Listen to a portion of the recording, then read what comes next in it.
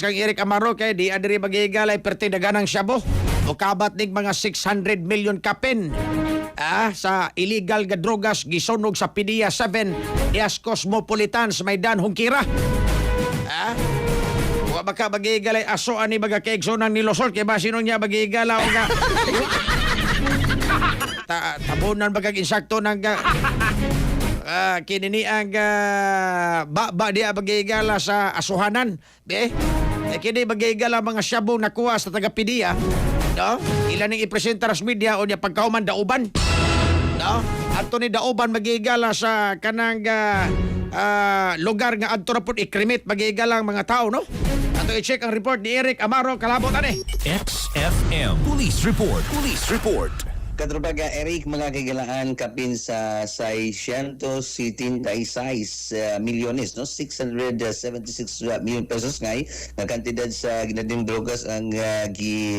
sunog ni sa mga sakop sa Philippine Drug Enforcement Agency PDEA. Diin ang kitibukan sa mga kinipong ihap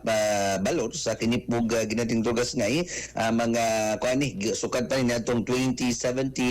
diin ay 2017 kadugan na guna ng uban di ay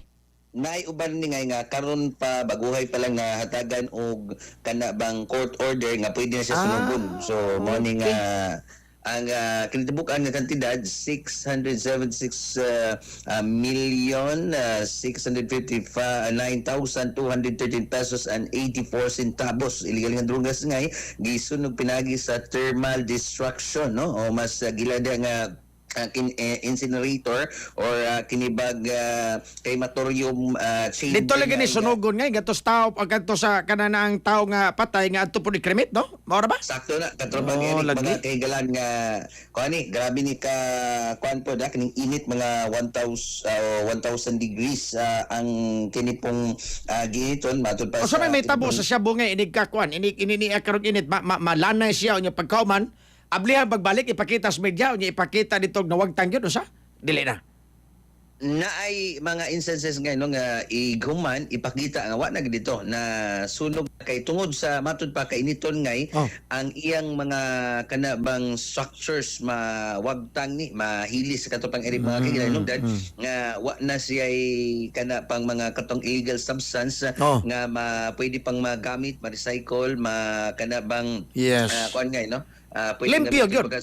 limpyo gyud sakto na kay kung kaniadto dunay mga instances nga matod pa i-plus sa CR pero kuan naman guna ato maghapon sa ilang CR kung makumkuban kita gyapon kato pang Eric Manilan sumoni ilang tuyo nga total sunugon destruction good no kining maong preskon nga gipahigayon diin man ni sa Cosmo dito sa PDEA ni sa Cosmo na katupang Eric Cosmo mga na ni kilaan pod no diin na po dito mga kinipong mga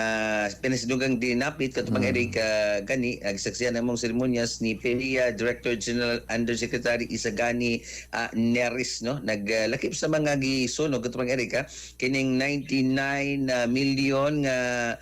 kinipong words sa methamphetamine hydrochloride sa katupang Eric kanya kinipog or kuan 99 katupang 99,000 kining 600 million kapin nga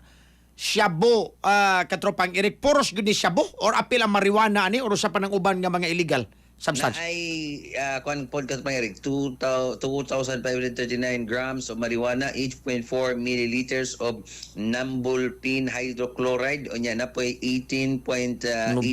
grams ephedrine kining sudo ephedrine murag usas mga gamiton para sa paggamit og illegal nga drugas uban pang dangerous drugs so mato ari ka sa syabo mga pila makaron ni kasako pod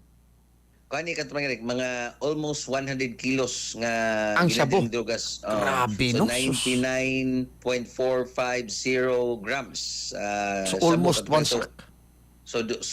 halos duha ka sako kay 100 kilos man ang duha ka sako tagsuginta grabe daghan ang syabo sakto gani wala pa na appeal diri katong Eric katong 20 kilos nga to putong kanapong kuyugan to operasyon PDEA dito sa Naga City tong pinaka dako to nilang dakop kanto iga 20 kilos so sa lang kadakop katong Eric wa pa tumapil ani So napay mga daghan nga kilo-kilo nga wa pa napila ni katong mga Eric kuan na po schedule for next destruction siguro ngay no. Di lang to hinuon dakop sa PDEA ngay naapoy mga dakop sa kuan ani atong mga sakop sa kapulisan diin ang ila pod nga ginadiling drogas or kani mga ebidensya nga ginadiling drogas nahatagan na pod og clearance gikan usab sa korte motong gi-appeal sa pagsunog kaganina ngay nya kuan lang ni kini bang mao nga ginadiling drogas katong Eric mga kigalan diri ni sa Region 7 Oh. marag nawa man Okay na. So mo ni ngay nga ato usab nga kini pong PDEA 7 no ni Tataw nga kini pagpakita ni nga kuan po Team OS og tindanay gini aga paggaguba sa mga ebidensya og para pod malikayan nga maghuno-una pod nga mga kuan po tao dia nga gi-recycle rin mong dimorot ang dugas kay gi-recycle so kato pagpakita to gani before gi sunog gay napay testing no i-test ang mga kini pong Testing nga unsa man klaseng testing nga shabu ba gyud gitinuod? sakto na doon mga chemist ka ganina nga i-test pag yun kung drugs bagito niya Unya unsa man klaseng pagtesting? chemical analysis or reaction kay kining ginaling dugas isagol atong mga chemicals mo color turn blue ang color mga na so positive nga sa moto nga gipang sunod din katong destruction katong mga Erika mga higala pod no so mo ni ang kining ato usab nga kining guest of honor namulong Undersecretary Neres matud po sab niya may nungdanon namong kalihukan mensahe kini alang sa kini pong sabot na mga nalambigit sa illegal nga kalihukan katupang Erika mga kahilang gani nagawag po siya nga magpadayon ang kini pong PDEA 7 uban ng mga kaabag para sa pagtingog nga mapuhag gid ang ginadili nga drogas unya nanawagan po siya sa mga kining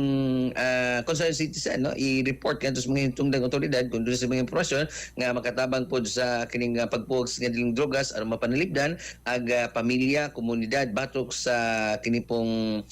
epekto sa bating epekto sa